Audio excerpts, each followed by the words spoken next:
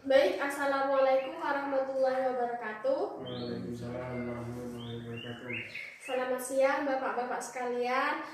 Mohon maaf karena mengganggu waktunya. Sebelumnya perkenalkan, nama saya Perawat Inaya. Saya adalah perawat komunitas Pak, yang tugasnya adalah untuk memberikan salah satu tugasnya itu untuk memberikan penyuluhan kepada warga di sini. Nah, saya sendiri di sini akan memberikan informasi terkait TBC atau TB paru. Bapak-bapak di sini sudah kenal apa itu TBC, Pak? Oke. Di situ sudah pegang kertas semua ya, Pak ya. Nah, di situ sambil saya jelaskan, sambil bisa dibaca, nanti di akhir memberikan kesempatan untuk bertanya. Begitu ya, Pak. Bagaimana, mungkin ada yang ingin ditanyakan terkait waktu? Ya, waktunya itu berapa menit? Mungkin sekitar 15 menit, Pak.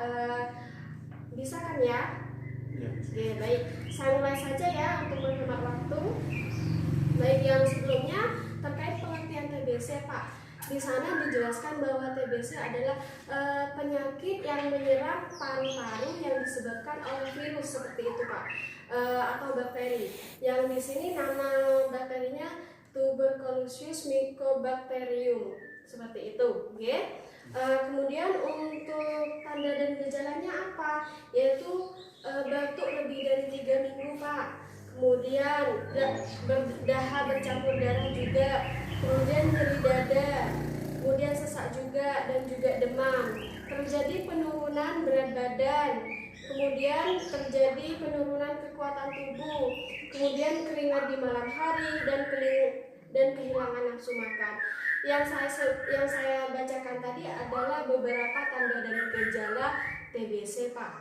Mungkin ada yang kurang jelas dari sana terkait tanda dan gejalanya?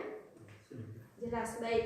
Selanjutnya cara penularannya seperti apa? Untuk cara penularannya sendiri ada dua, ada yang langsung dan tidak langsung. Yang langsung sendiri di sini adalah ketika kita kontak atau bertemu dengan orang yang mengidap TBC, kemudian kita berbicara dengan orang tersebut. Nah, di sanalah terjadilah penularan TBC melalui air liur yang keluar dari si penderita TBC seperti itu.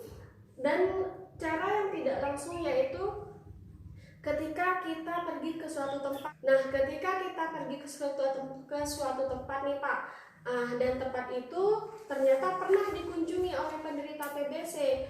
Nah, si penderita itu tidak sengaja membuang air ludahnya ke tanah, dan sehingga air ludahnya mengering dan terkena sinar matahari. Ketika terkena sinar matahari, istilahnya itu meluap. Jadi bakterinya meluap ke atas dan terhirup oleh kita. Seperti itu penularan tidak langsung. Jadi sangat berbahaya sekali ketika orang penderita TBC membuang ludahnya sembarangan seperti itu. Kemudian cara pengobatannya seperti apa? Untuk pengobatan TBC itu kita datang ke puskesmas terdekat ataupun rumah sakit di daerah di sini. Kemudian lama pengobatannya berapa? Yaitu lama pengobatannya di sana sudah dituliskan bahwa lama pengobatan selama 6 bulan. Kenapa harus 6 bulan? Karena untuk memastikan bahwa kuman yang ada di dalam paru-paru, yaitu kuman TBC-nya, mati secara total, dan hal ini harus dirutinkan, harus dipatuhi oleh penderita TBC. Karena apa?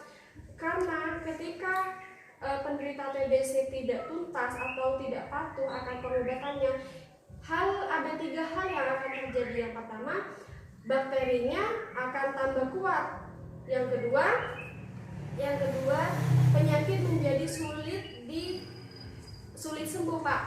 Kemudian yang ketiga, harus mengulang pengobatan dari awal. Jadi eman-eman sia-sia waktu yang sudah yang pertama dilakukan untuk pengobatan harus hilang karena ketidakpatuhan seseorang tersebut, seperti itu.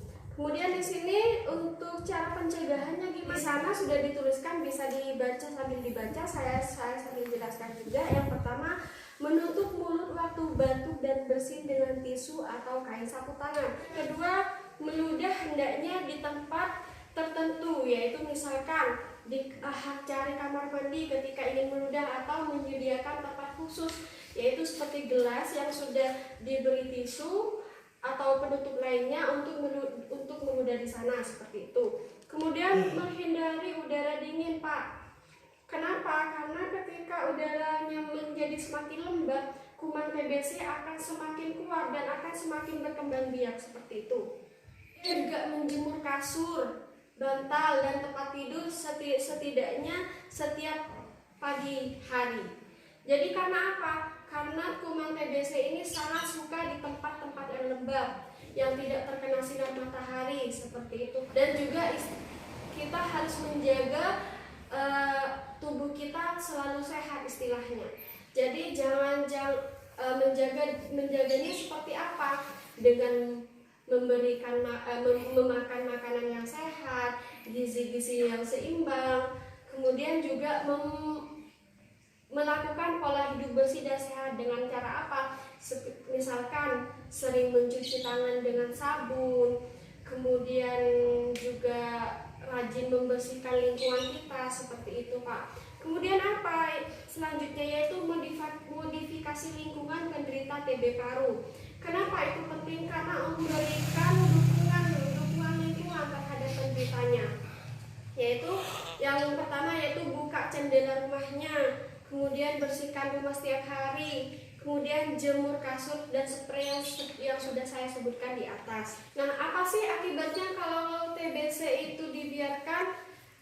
Ya, diantaranya yaitu penyakit tidak sembuh, kemudian menular pada orang lain, yang terakhir dapat menyebabkan kematian, seperti itu, Pak. Sudah jelas nggak, Pak? Sudah. Mungkin ada yang ingin ditanyakan? Ada. Silahkan. Dengan Mas siapa? Perkenalkan, nama saya Mas Imam Aidil Fris. Oke. Begini, Mbak atau dokter, saya ingin bertanya, selain dari pengobatan 6 bulan tersebut untuk penyakit TBC, Ya. itu apa ada terobosan lah untuk si penderita, bagaimana sekiranya tidak sampai pengobatannya itu tidak sampai sekitar 6 bulan, kan agak risih lah kepada si penderita kalau semisal pengobatan selama 6 bulan. Bayangkan selama 6 bulan tuh minum obat. iya, setiap hari minum obat. Oke. Terima kasih untuk pertanyaannya. Pertanyaannya sangat bagus. Nah, selama ini masih belum ada terobosan baru atau penemuan baru dari tenaga kesehatan maupun dari pihak apoteker ataupun ke pihak kefarmasian, seperti itu. Memang sangat sulit untuk penderita TBC harus melakukan pengobatan setiap 6 bulan. Tapi perlu diketahui bahwa pengobatan ini tidak seperti pengobatan dengan penyakit biasa. Kalau penyakit biasa kan setiap 3 hari atau seminggu sekali itu kontrol. Kalau di TBC ini bisa 1 bulan sekali. Jadi tidak terlalu mengganggu aktivitasnya, hanya perlu diperhatikan untuk peminuman obatnya saja. Dan hal ini perlu dukungan keluarga, Pak. Keluarga dukungan seperti apa? Mengingatkan obatnya sudah diminum apa belum, juga memfasilitasi terkait kayak lingkungannya. Jadi keluarga perlulah memberikan dukungan, bukan hanya si yang sakit saja yang berjuang sendirian, tapi keluarganya juga perlu untuk memberikan dukungan, karena itu sangat membantu penderita TBC, seperti itu. Mungkin ada lagi? Oke, Pak. Assalamualaikum warahmatullahi wabarakatuh. Oke, waalaikumsalam warahmatullahi wabarakatuh. Sesuai dengan yang disampaikan tadi, apakah ada obatnya selain obat dari apotek? Karena sekarang ini banyak obat-obat yang sudah dianjurkan oleh beberapa orang kesehatan seperti obat herbal. Mohon dijelaskan kalau ada, kalau tidak ada ya apa caranya. Terima kasih untuk pertanyaannya. Ini juga sangat bagus pertanyaannya. Untuk pengobatannya sendiri yang bisa dilakukan memang yang sudah istilahnya istilahnya itu apa ya, legal atau disarankan dari petugas kesehatan sendiri memang hanya pengobatan 6 bulan. Untuk pengobatan yang lain seperti herbal yang Bapak sebutkan tadi, mungkin menggunakan pengobatan akupuntur itu bisa Pak, menggunakan pijat, karena itu juga sudah ada penelitiannya seperti itu. Untuk kayak herbal-herbal yang lain mungkin saya rasa belum ada penelitian yang sangat membantu, tapi memang sudah ada yang melakukan, tapi untuk dari kementerian sendiri belum mensahkannya seperti itu Pak. Mungkin ada lagi Pak? Ya sudah, baik, terima kasih atas waktunya.